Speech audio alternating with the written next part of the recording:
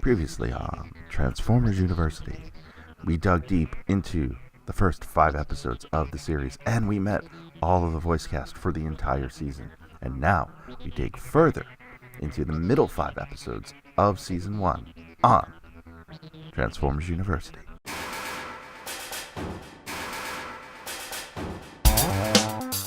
Hello, my friend, and welcome to another edition of Transformers University. I am your host, Anthony Brucali, and this is episode number 9. Today, we are talking once again about the Transformers cartoon first season, and we're going to talk about the middle set of episodes here, episodes 6 through 10. And it was a 16-episode season, so this would be the middle section, as the 11th episode begins a 3-parter. So when we move on to that next third plus of a season, we will encompass 6 episodes in that final part of season 1. But before we get into the rest of the show, I do want to talk a little bit about YouTube. If you don't know, all these episodes are available on YouTube, as well as a number of other videos, toy reviews, and some other fun things. So please help us out, help me out, and swing on by to YouTube, look for TFU.INFO, and subscribe and like our videos. The subscription part is the bigger thing, so if you just take a moment, swing by, click subscribe, and we'll be all good. And of course, don't forget to subscribe to this show on your favorite podcast app if you haven't already. And please, please, please, if you're on that iTunes app, just scroll down, look for those star ratings, and rate this show. You don't even have to write a review, but I'd love if you did. And that's all I got to say about that. So enough housekeeping for now. Let's jump into the first episode we're covering today, Divide and Conquer. And Divide and Conquer is the 6th episode of the series, and it was written by Donald F. Glut. And Glut was one of the most prolific writers of the original Transformers cartoon. He wrote 12 episodes, which isn't the most, but I believe it's the second most of any single writer to be credited with in the original series. And if you combine him and David Wise, who we'll get to later, who wrote 15 episodes of the original series, that's about a third of the show. Glut's primary contributions as a writer all came within the first 2 seasons, save for one episode. And actually, in today's podcast, we are going to talk about 3 Donald F. Glut written episodes. And from my research, Mr. Glut is quite the creative individual, in that he has been doing television and as a writer, a comic book writer, a novelist, a film director. He has done many, many things over the last 4 or 5 decades, and it's pretty impressive. And if you go all the way back to the 1960s, Glut was the bass player in a band called Penny Arcade, and you spell that A-R-K-A-D-E, a band produced by Mike Naismith of the Monkees. And before we get into the show, let's listen to a little bit of Penny Arcade.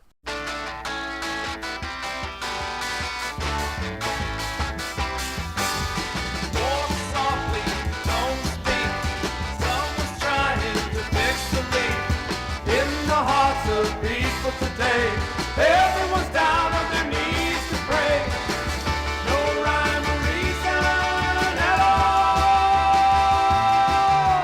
Somewhere That little bit there is just a touch of the creative energy spent over the years by Donald F. Glut, and we'll get into a little bit more of that as this episode goes on. So let's dive into the episode Divided and Conquer. And before we do, just a quick reminder, I'm not going to break down every last moment of every episode here.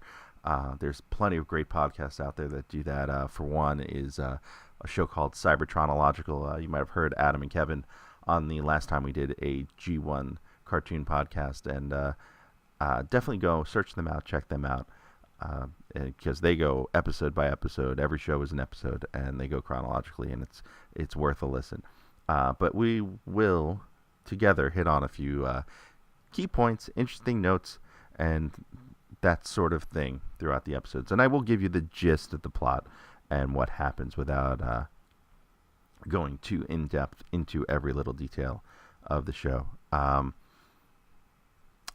So, this episode starts with a really cool wanted poster of Megatron as one of its opening shots, and I'm surprised that's not on a t-shirt yet, but that is really cool. And we find ourselves inside a weapons factory with Chip Chase and the weapons plant manager, and Chip is inspecting the factory for efficiency, and of course the Seekers attack the factory, though they're not officially named the Seekers until decades later. The Seekers are Starscream, Skywarp, and Thundercracker. And there's a lot of animation errors here, and I'm going to assume most of these are the original animation errors. And I'm watching the Kid Rhino releases of the DVDs, and these DVDs did feature additional errors on them that weren't in the original broadcasts. But there's a lot of miscoloring going on as the Seekers attack the factory, one of which is that the security team that shoots at the Seekers from outside the factory, the factory's own security force, are completely miscolored as your tan and yellow construction workers, a la Spike and Sparkplug. And then the Seekers themselves are miscolored throughout the attack. There's a shot of Skywarp with his voice, Frank Welker, and his powers of teleporting, but you see Starscream. There's Thundercracker is shown teleporting at one scene, and the Decepticons are attacking this base. Meanwhile, Optimus Prime is out with Spike and calls into the base because he gets a distress message from Chip Chase. And he has a video call. Now, for our younger listeners, keep in mind this is pre-cell phone, pre-video conferencing, pre-anything being able to transmit video that isn't a satellite dish. And Optimus has a video call with Teletran 1, but doesn't actually have a camera in front of him to talk to, yet somehow shows up on the screen as if he was talking into a camera. And he orders Ironhide and company to do this. Autobots, transform and meet me there. Okay, so that's not really the catchphrase we've all come to know and love from Optimus Prime. So he does get to the factory ahead of the rest of the Autobots and fights the Seekers by himself. And he arrives as Starscream is having a very similar conversation with Megatron, where he's having a video conference with no camera. During the fight, Optimus does fight off all three Seekers successfully, but a computer explosion that threatens the lives of humans happens, and Optimus blocks it with his body, weakening himself. And then he gets blasted by the Decepticons and ultimately put in a place where he is close to death, and that is the crux of this episode. So Optimus is damaged to an extent where he may not make it, because Optimus Primes are very good at dying. We're going to learn this throughout this podcast. And the Decepticons aren't sure if he is dead, and Megatron sends Laserbeak to investigate. And it's one neat note here is that Skywarp calls Laserbeak chicken in terms of his unwillingness to go infiltrate the Autobot base and see if Optimus is really that badly damaged, if his quote, his laser core was destroyed. So this is before we have the notion of a spark. It's before the notion of the Matrix, things that longtime fans may know. And it's something that's never really used again. But Laserbeak is sent, and the reference to him being chicken, before we move on, is actually straight out of his toy bio from Marvel and from Bob Budiansky, that he is cowardly. And it's one of those things we don't really see other than this episode and the coloring books I mentioned a few episodes back. So it's a nice little touch within the writing here. And so Laserbeak sneaks in a very bizarre way. I have a lot to say about this episode. Laserbeak sneaks in by transforming and landing on Brawn's shoulder. Clearly, Brawn cannot feel anything on his shoulder, and that might be important in the future. And Laserbeak transforms while Optimus is being operated on and shoots him on the operating table, putting him very close to death. And turns out he needs a new Cosmotron, which we find out is a piece that is in Wheeljack's lab on Cybertron.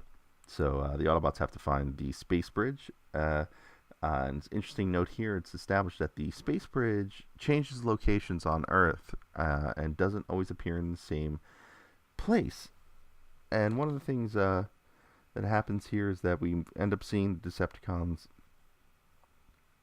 traveling via the space bridge, and a reflector drone, I guess. I don't know what to call him. He's a robot that is three robots, is chosen for the trip, and he is scared and downright refusing to get on the space bridge.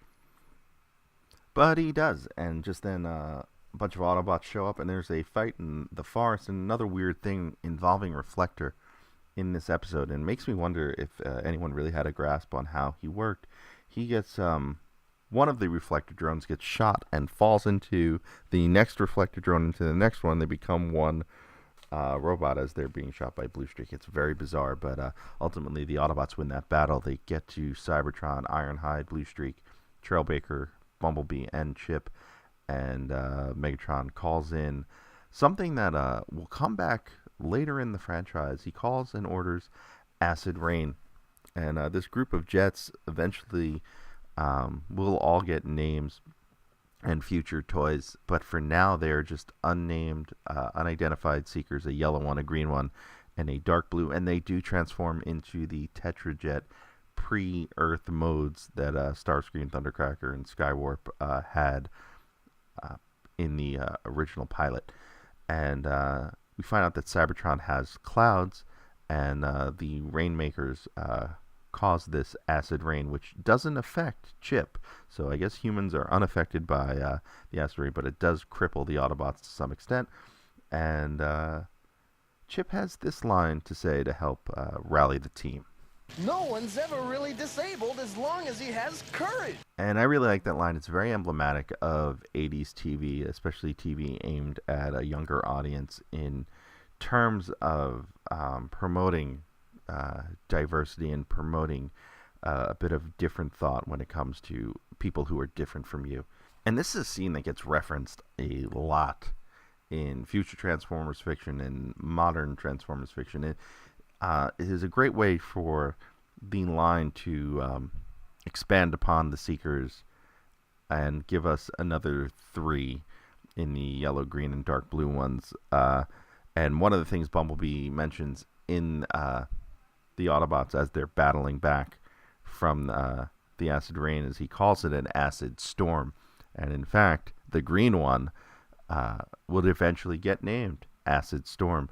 And Bluestreak calls them Rainmakers, and the group themselves would eventually be named the Rainmakers. And so there's a funny line later on that's very memeable. And I'm just going to play it for you right here. I'm sorry, Spike. Sometimes nothing you do makes any difference. Now that line comes from when the Autobots are just about to lose Optimus Prime, moments before the team that went to Cybertron arrives with the part to repair Optimus. But no matter how you take that line, it just feels off. Whether Sparkplug is just saying that, you know what, you're better off not trying in life, or if he just means Spike specifically will do nothing that makes any difference. It's one of those lines that just makes me laugh when I'm reading on a page here in my notes. And so Optimus gets repaired and returns to fight the Decepticons, who are now storming the Ark and the Autobot base, as the Autobots are in a weakened state without their leader. And then just as the Autobots are losing, Optimus turns the tide and helps them win. And for a little bit more on the legacy of this episode in the Transformers fandom. We're going to go to my friend, Gabrial Owens, the Salty Seaman. Another interesting bit from the old fandom, or people who don't remember it so well. People always question, like whether Ravage was a cat or a dog, which I just find incredibly crazy because he obviously looks like a robotic Black Panther, and he's referred to as a cat of some sort several times, including this episode where Spike calls him a bad kitty. So, that's one of the stupidest arguments I've heard from people barely remembering the early Transformers. And one last note I noticed at the end when, of course, Prime makes his recovery and he comes back, the Autobots are getting their butts kicked on the battlefield, and Prime finally returns. He got his new part, looking brand spanking new, and challenges Megatron to a one-on-one battle, and there's this there's some kind of battle code for Cybertron that we get hints of here and later in Heavy Metal War.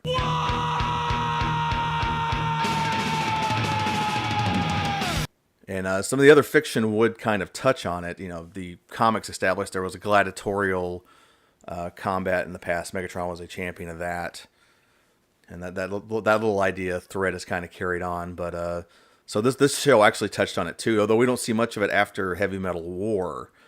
And I don't know how this challenge differs from that challenge, but somehow it does. Or the video game challenge from the comics if you want to go there. But a bit of Transformer lore we don't see a lot of, these rules for engaging in combat, which I think is a pretty interesting idea. Thanks, Gabe, and I think it's interesting seeing this battle code referenced here for the first time and knowing it's coming later, that the Cybertronians have customs. They have ways of doing things that we don't know about yet, and we're slowly learning. And I think that is one of the great things about this series, is that there's a lot more here to dig into. And so we will dig into the next episode, Fire in the Sky. And in a season filled with iconic episodes, Fire in the Sky may be one of the most iconic G1 episodes of all time. It was written by Dick Robbins, Bryce Malek, and one other person by the name of Alfred A. Peagle. And he was a writer, but only has 4 credits on his IMDb entry. They're all animation. This one episode of Transformers, he was a staff writer on Mask, so I don't know how many episodes of that show he wrote. He wrote the episode Hearts and Cannons of G.I. Joe in 1985, and he wrote 1 episode of Defenders of the Earth in 1986. If he has any one episode in his career that he should hang his hat on, it is this one.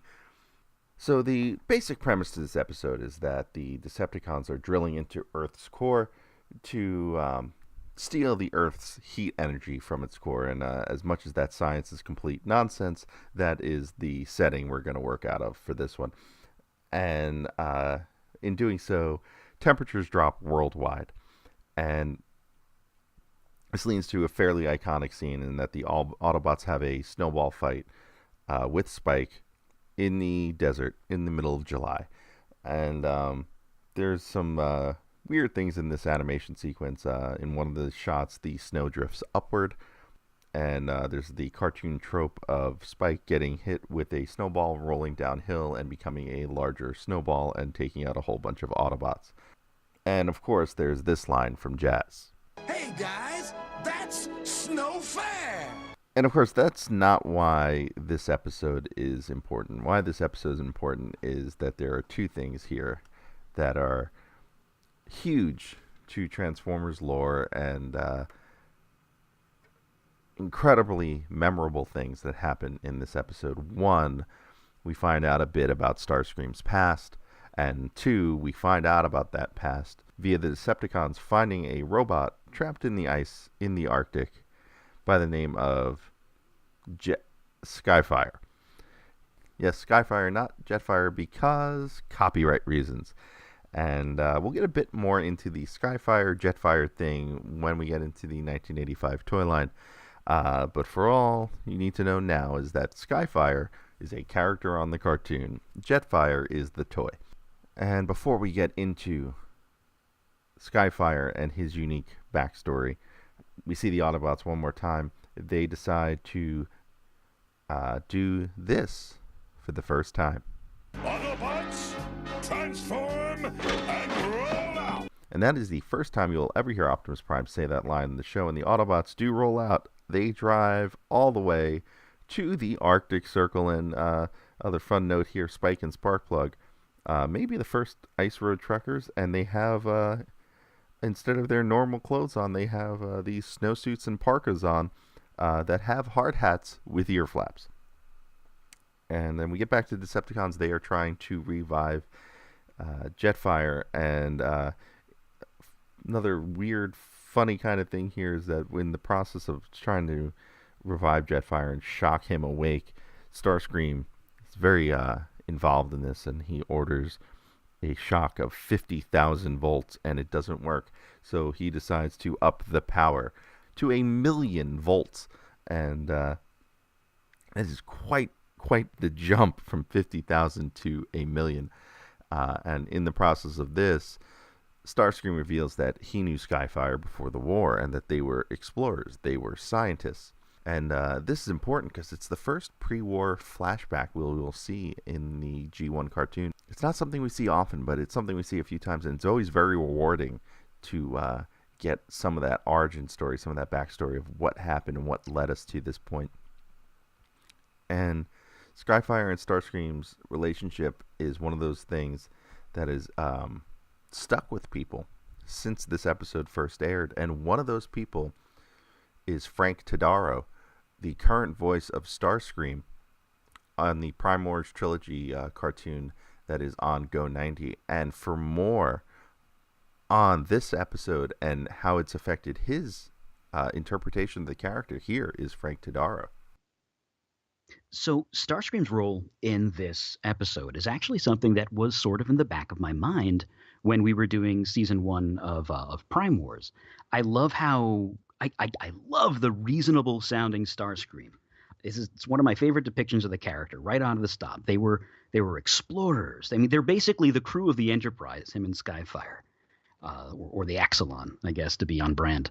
And the sound of remorse in his voice when he's talking, when he's talking about, like, he's circling the planet looking for Skyfire, looking for his friend, but to no avail, and he flies off back to Cybertron for some reason in an Earth mode from 1984. And it presents this thoughtful Starscream. And I feel like that sort of, gets lost in the fray when you think about the character. This guy was a scientist, man. He was the Ray Stans of times of yore. And I love that. No joke. This is a depiction of the character that I love because there's depth in it. He's not just a scenery-chewing bad guy that's like, I'm going to kill the Autobots! Like, there's something back there behind his constantly betraying, where he's intelligent. He was a scientist. He's got motives for everything he does. So you can also kind of garner to think, well, maybe he really thinks that he would be right for Cybertron. He would be right to lead the Decepticons. And it's not just that he's a narcissistic, cowardly, well, he's all those things too, but he believes in what he's doing. And so the rest of this episode is Skyfire becomes a Decepticon. He dons the Decepticon brand, and he learns that he is not really cut out for the Decepticon cause. He refuses to execute captured Autobots to the anger of Starscream, and he will end up returning to save the day and switching sides and becoming an Autobot. And a couple other little interesting tidbits in this episode. There's a rare appearance by Combat Deck, Optimus Prime's trailer, the guns particularly within Optimus Prime's trailer. So an interesting moment in this episode, Megatron uses a half transformation. He swings his hips 180 degrees while flipping over Optimus to gain an advantage in the fight. And it's not something you see very often in this show. And one really important thing, and that we're going to talk about in just a little bit, is that at the end of this episode, Skyfire dies trying to save the Autobots. In his last-ditch effort, he's fighting Starscream in the air. They collide, and it sends Skyfire into a nosedive, and he blasts the crystal and then crashes into the ice and is frozen once again. The Autobots mourn his loss and move on. and so will we into the next episode, S.O.S. Dinobots. And this episode written by Donald F. Glute. And as I mentioned earlier, Glute is quite the creator and content producer. And among some of the things he's done over his career, he's written a lot of books on dinosaurs, including the Dinosaur Dictionary in 1972. And his interest in dinosaurs certainly plays into these episodes and into this one. And this episode holds a pretty special place in my heart, as it's the first Transformers episode I remember seeing as a kid. And I certainly remember a lot about how that episode ended up in front of my eyes. I remember being home. I was probably about 6 years old, so I was really into GoBots at the time. And my mom, who loved reading the TV Guide, must have saw that this was on in prime time, because I remember it being on at night. And she sat me in front of the TV. She just changed the channel. She put this on. She told me there was something on TV she thought I was going to like, and I should watch it. And she put it on, and we put in a tape, and we recorded it, and I guess the rest is history. And it really did have a whole bunch of things I liked, transforming robots and dinosaurs, which to any kid between the ages of 5 and 9, how can you not like it, right? So in this episode, the Autobots find dinosaur bones in the volcano near the base. So the Autobots want to learn more, and Spike takes Hound to a museum, and they meet this guy. Wow, man, that's what I call heavy metal. Okay, they don't actually meet him. He just kind of is standing there, but I like that soundbite and wanted to get it in the show. But one of the interesting things in this scene is that Spike tells Hound to get holograms of the dinosaur bones, much like someone would say take a digital photo these days in an age that didn't have digital cameras. So I guess the closest thing would be like take a picture of that. And so it's interesting to see how life imitates TV's vision of futuristic technology. And in a very classic 80s montage, the Autobots build the Dinobots. The Dinobots attack the Autobots and are deactivated and shoved behind a wall at the decree of Optimus Prime because they are too dangerous, because they are not smart enough to not attack the Autobots. And in this episode, the Decepticons attack another dam at a waterfall to steal its energy. We've heard this before. We will hear this again. The Autobots get a distress signal, and they get ready to head out. And as Optimus orders the Autobots to transform and roll out, Bumblebee starts to transform and gets a "not you, Bumblebee." And for me as a kid, that was definitely one of those playable moments that I mentioned in the previous cartoon episode, that you find a way to start doing that with your toys, that you line them up and order them to transform and roll out, and then half transform Bumblebee and put him back and have him stay behind in case they need a rescue. And so the Autobots end up at the dam. They fight the Decepticons. They fall into the water and short out and get captured. Bumblebee, refusing to follow orders 100%, drives up, rescues Spike. Why is Spike there but Bumblebee not? I have no idea. And returns to the base where Wheeljack and Ratchet are the only ones left. Wheeljack has been designing another one of his inventions, helmets to control the Dinobots, and sends them out to save the Autobots, and that they do. And so the Dinobots, Grimlock, Slag, and Sludge are all introduced in this episode, and they go to save the Autobots. And there's a couple playable moments in this battle scene too, ones that really stuck with me as a kid, even after the show was off the air, or when you just weren't watching it, but you had ideas. And one was the Dinobots didn't know who the friends were. They knew they had to go save their friends, and they didn't know. And Slag and Sludge ended up having this conversation. Which one's friends? Ones with face like this. And the other playable moment in this episode is when the Autobots are rescued by Wheeljack and the Dinobots. Wheeljack has to find a way to free them from their bonds, and he finds their guns. And it was one of those things that doesn't work with the toys because not all the guns fit in actually none of the guns fit in Wheeljack's hands because his hands don't have any holes in them. But they don't even really fit from character to character. But I always thought it was a fun little scene is that he finds their weapons, picks up their guns, and uses their weapons to free them. And of course, the Dinobots save the day. The Decepticons are defeated, and they are allowed to stay as part of the Autobots. All right, so we're going to move on to the next episode, Fire on the Mountain. Now, this episode here, written by Douglas Booth, who also wrote Roll for It, which is episode 5. You can go back and listen to episode 5 of this podcast to find out more of that episode if you haven't listened to it already.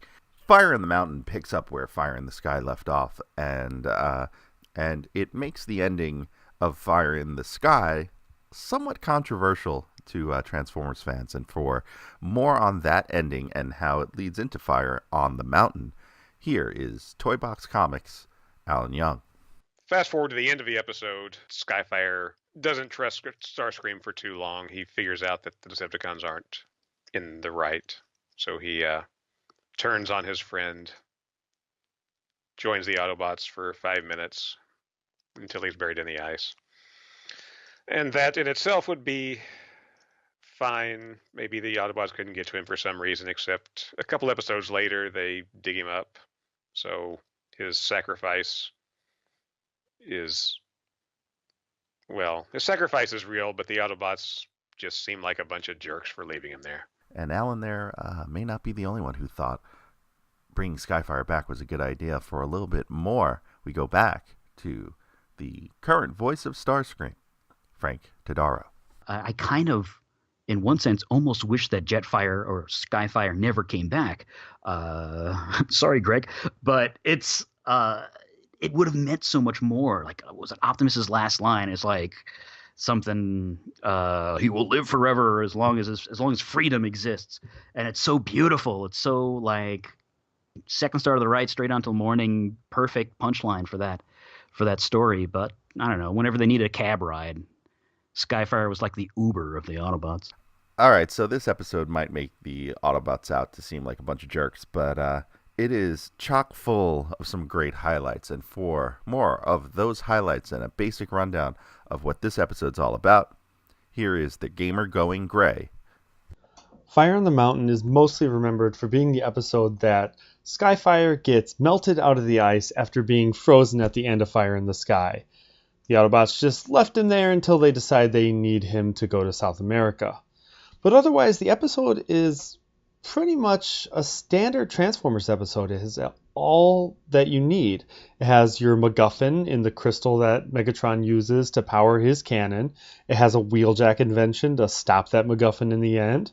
It has Decepticons squabbling with each other, calling each other names. There's a bunch of cool fights, including some other running ones that'll start up, like Blue Streak zapping Laserbeak out of the sky, a personal favorite of mine, and Brawn versus Soundwave. In this case, him and Windcharger ride Soundwave and Reflector and bash them into mountains. There are also some other cool fighting things like Brawn shooting Megatron with his own fusion cannon. It's just little moments like that makes the episode fun to watch. And this episode, yeah, it really is fun to watch. Bringing Skyfire back aside, whether you agree or don't, there are some really, really interesting little bits here in this episode that I picked up. First being the dynamics between Starscream, Thundercracker, and Skyfire. Thundercracker plays a big role in this episode as a jilted Decepticon who feels that maybe he might have chosen the wrong side, or at least the wrong group of people. And Starscream catches him being derelict in his duties in order to make Starscream look bad. And a lot of this interaction really plays very, very nicely, especially for what should be a kid's cartoon. Furthermore, Brawn. Let's talk about Brawn in this episode. Man, he is badass in this episode. He takes on Megatron and Soundwave. He steals Megatron's fusion cannon and fires Megatron's fusion cannon. He also takes a hit in the shoulder, which you might know that he took a much more serious hit in the shoulder in a future piece of Transformers fiction. But here he takes a hit in the shoulder and he pretty much just shrugs it off. Another interesting thing about this episode, and something that seems to become common as the show goes on and as the show becomes more popular, is that the show seemed to have been very heavily rushed in production. All accounts say that a lot of the times scripts got barely one read by the script supervisors before being passed to the storyboard phase. And what you see here is that there is what seems to be a decision to split the production teams up to produce an episode for every other episode. Fire in the Sky, which was the 7th produced episode, actually aired later than S.O.S. Dinobots, but it was produced 7th. S.O.S. Dinobots produced 8th. Fire on the Mountain, the continuation of Fire in the Sky, produced with an episode in between. And shocking, the next episode we'll talk about is about the Dinobots. So there's an alternation of the continuity, that there's a story, then another story, and then a story that relates back to that first story, and so on. Now, this doesn't happen every other episode for the remainder of the show, but it does happen a lot through seasons 1, 2, and 3. So just something to be aware of, that sometimes they may skip a story point or a plot point because they were just two teams not working together, working independently of each other, and both creating elements of the show.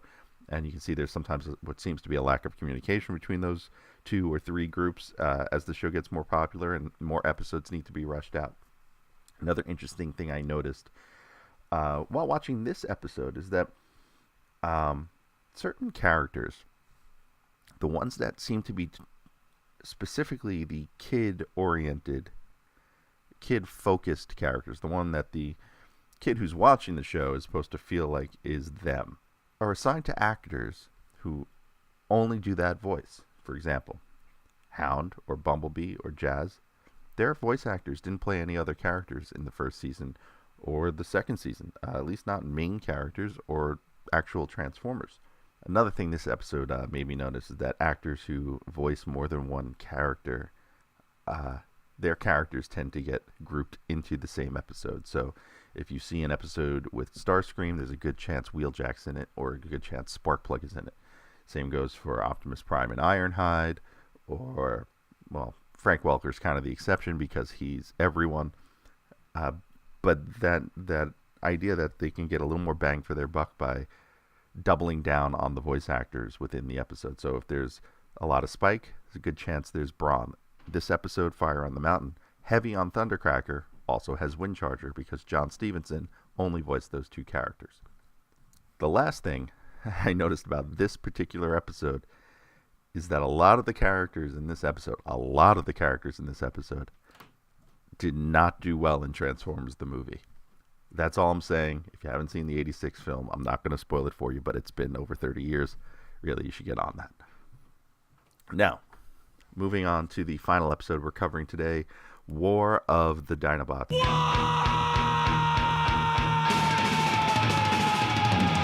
And this one also written by Donald F. Glut.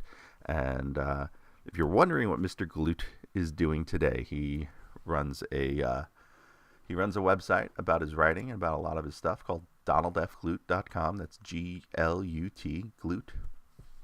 And that will link to a number of his ventures, including his collection of dinosaur artifacts. As I mentioned earlier, he is a dinosaur aficionado, and these dinosaur artifacts seem to be regularly photographed with very scantily clad women, and I think that leads into what his actual job is, where he is a casting director for a modeling agency. He is the talent director for Los Angeles Models, which is a subsidiary of Las Vegas Talent Agency. So if you'd like to see some of his dinosaur artifacts hanging out with some of his models, swing on by to DonaldFGlut.com. And another interesting thing here, speaking of the confluence of those two things, In the 90s, Mr. Galoot here had written and produced and occasionally directed a whole bunch of movies that were basically B-movies straight to video, including a film that Galoot both wrote and directed, Dinosaur Valley Girls. Here's a clip.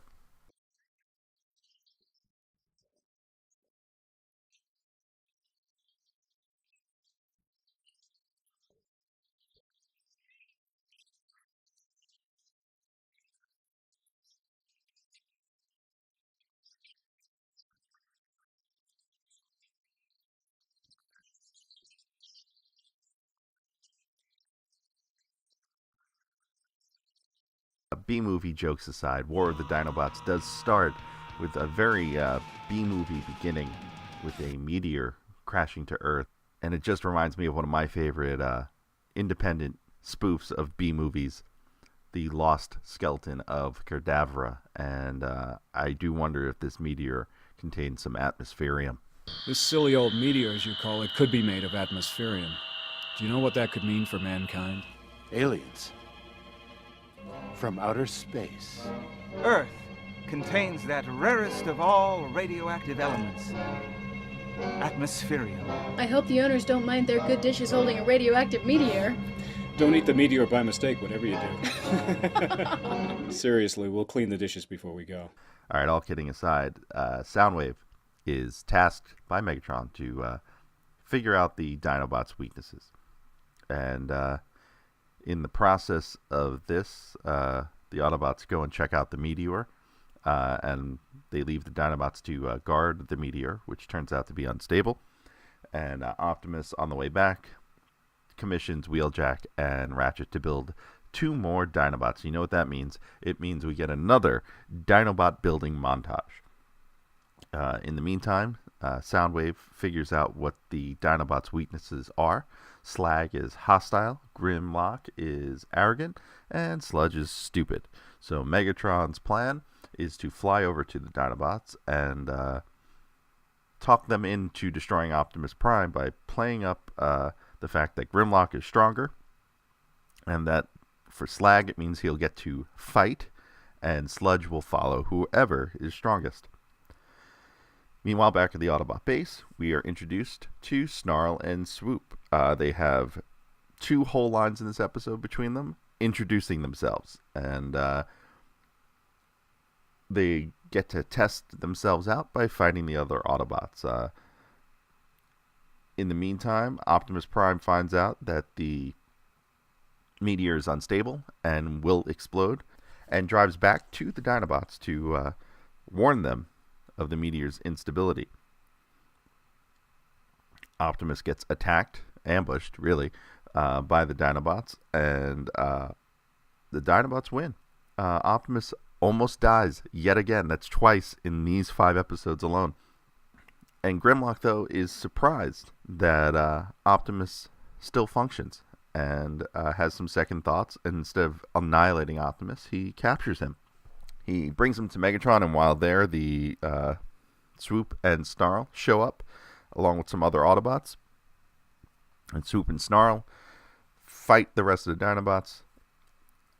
And just as the meteor, which is now in Decepticon control, explodes, Optimus knocks Grimlock out of the way of the exploding meteor, risking himself to save the Dinobot leader. And thus, he wins Grimlock's loyalty, because Megatron was ready to flee, and Optimus saved Grimlock's life. So then the Dinobots fight the Decepticons. The Decepticons flee hastily, and Optimus decrees that the Dinobots can stay among them, and that wraps up War of the Dinobots. And that will wrap up this edition of Transformers University. I am your host, Anthony Brucali, and please swing on by to YouTube and like and subscribe to the show. If you listen to this podcast on a podcatcher, please rate and review us, as it does help the show. There are so many other ways to help the show and help the site. Swing on by to TFU.INFO/help for a full list of images we are looking for the website to help complete the toy archive. and swing on by to TFU.INFO/Amazon. It'll take you to Amazon.com. And any purchases you make at Amazon doesn't cost you extra, doesn't cost you a thing, but they kick back some change to us here at TFU.INFO to help keep the show going and keep the site up and running. And we got so much more coming your way. I've got a contest in the works that's going to be a lot of fun. We've got lots of videos planned, so definitely subscribe to that YouTube channel because I'm going to be taking advantage of that real soon. And don't forget, in just a few weeks, New York Toy Fair, February 17th, 2018. That is coming up, and I will be doing live coverage on Twitter, probably on YouTube, but definitely on Twitter. You can find us on Twitter at TFU_info, where we will have all the latest news from Hasbro's exhibit at Toy Fair, including all the new toys that are coming out this year. And lastly, I want to thank all of my guests. Frank Todaro, who you can catch on Go90's Prime Wars Trilogy, Combiner Wars, Titans Return, and the forthcoming Power of the Primes, as well as the Salty Seaman himself, Gabrial Owens, Gamer Going Gray, David Schulz, and ToyBoxComix, Alan Young. You can find links for just about every one of those folks in the description of this show, as well as links to where you can buy or download these episodes of Transformers Season 1. Still got a lot of great stuff coming up for you as we wrap up 1984 and head on into 1985. There's a little bit more of cartoon to talk about. There's a little bit more of toy stuff to talk about. And then we will jump into 1985. So please be sure to subscribe to the show. Stick around and be the first to listen to us. If you got anything to tell me, if you want to communicate with me, please send me a message on Facebook, facebook.com/TFU.INFO, or on Twitter at TFU_INFO. You can also email me at info@tfu.info. And we're on YouTube as well. So please, tell me what you think of the show. If you have ideas, I'd love to hear them. And that will wrap up this one. See ya.